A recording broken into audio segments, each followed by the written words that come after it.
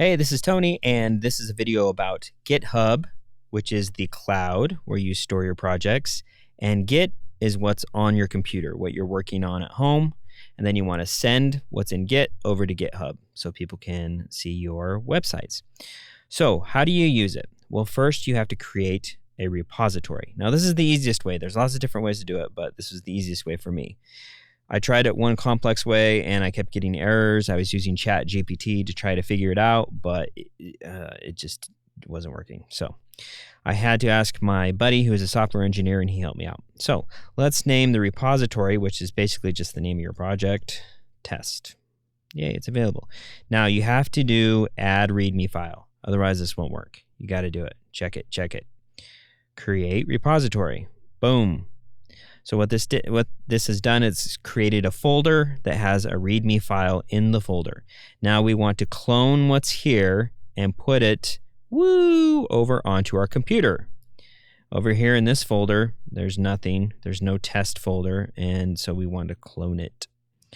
So what we need to do is we need to open up the terminal. This is called Visual Studio Code. It's an IDE. Okay, so 3-finger swipe over. I'm on a MacBook Air M1. And open up the terminal. I don't remember the shortcut for that. That's okay. So we want to find out where we're at in directory-wise. If we're on the desktop, or if we're in documents or downloads, what folder we're in. So we use ls for list, I think. And so we've got all these different things. Let's move over to desktop. We want to get over there, so we use cd. I think that's change directory, desktop. Boom. Now we want to move into this add folder, and don't ask me why I named it add. Okay, so we're going to change directory, add. Now we are in the add folder currently. So what we want to do is go git clone. And then we want to click on code. Boom. So we can double click and Command C for copy, or we can just click on this little whatever it is icon, and it'll copy the URL. Boom. And press enter. Cloning. Yay, we cloned it. Now let's look. There's the folder, completely empty except for the README file, which we created over here. Okay. Now, next we need to drag and drop that folder over. So it opens up in VS Code. And let's go ahead and create. Click on this little file icon, add, and we're going to make index.html. Which is what browsers look for very first. So you may have an about.html and different things, but that's the first one it'll look for, so you gotta have that. Then you just do an exclamation mark and press enter. And now you've got a head, you've got a body, you've got everything. Let's add an H1. I'll just do the long way. And this is an amazing test. So amazing. Let's go ahead and add an H2. These are headings. I'm just going to type H2 tab. That's if you have Emmet downloaded. Yeah, man, this is great. And then we're going to do paragraph. What? It's the bomb. I love exclamation marks. Okay, so let's go ahead and create a CSS file. That's Cascade Style Sheet to make it look like you're looking at something. So we're going to name it style.css. Enter. There it is. Let's give it a background color of the background tab. Color aqua. Aquamarine.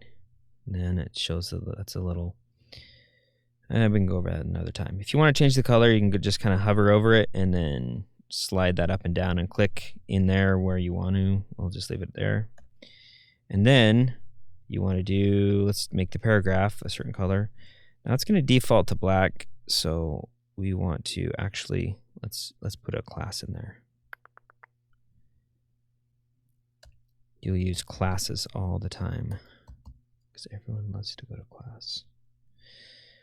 Class, we'll call it red because we're going to make our paragraph red. And let's go over here to dot red. And then we're going to make color red. And so that just changes the text. So if you download Live Preview under settings, under extensions, live setting makes it so you can right click anywhere on the HTML file and show preview. I did not link it. You have to link the style sheet. So let's look over here. Boom, boom. It's got to be in the head. Link. Ever play that Nintendo game? Legend of Zelda? Link? Love it. Okay. href. What are we doing? Style.css. So what we're doing is we are linking this file, HTML file, with this style CSS file that we've created to give it some pizzazz. Now let's look and see. Show preview. Oh, this is so beautiful. Just kidding. All right. Now, so we've made some changes. How do we get those changes over here? We only have one file over here. You can do this and upload files and stuff like that, but this is the easiest way. Terminal again, don't be scared of it. Love it. So we are in test git main. We are in this folder. See, we have all these files, index, style, h2. Now there's a hidden file in here, just in case you want to see it. That's the git file. That's what we downloaded from GitHub, the cloud version. And if you want to see hidden files, it's shift command period. I learned that the hard way because when I was first learning, there's like get remote origin master and blah, blah, blah. It's super complicated and it didn't work. So this is super easy. All right, so we just made changes. How do we do it? We do it git add period. You got to have the space between add and period. And then git commit -m, and then we'll call it initial commit. This can be anything, but you want to make sure you call it something that makes sense. And then it's going to give you 2 files changed. And so this is committed to your computer, to your Git on your computer. Now we need to push it to the cloud. So this is a simple command, git push. I had to ask my software engineer genius friend, and that's what he said. He's like, just do git push. I was like, oh, you don't have to do git push -u origin master or main or whatever it's under. Oh, I'm so confused. Nope, you just do git push. Okay, so let's go over here. Let's refresh. Voila. Look, there it is. Okay, so now we want to look at it from the cloud. In fact, we want to get the URL so we can send it to all of our friends and family. Say, oh, I made a really cool project. So I clicked on pages. Now under branch, we have to do the main branch. If it says master, choose master. There's debate about if you should use master or main. It's the same thing. Save. It takes a while to populate, so you might have to wait or refresh. So there will be a URL that'll show up. Not yet. Let's wait. Yeah. Okay. Maybe I'll just speed up this part. There it is. Woohoo! Visit the site. Oh, it's beautiful. So you can put all your projects on the web. There's lots of ways to use Git and GitHub. There's also a desktop, GitHub desktop, which will show the changes and the differences. This is like the easiest. There's also this little icon that does commits and going to stage and to push, but you don't need to worry about that for now. This is the easiest if you're just starting out. Okay, so let's say we want to change something. We want to call it the bomb. That means it's really good. That's what's going to show up on the tab. And then we're going to do one more paragraph. And we'll call it yeah. Okay.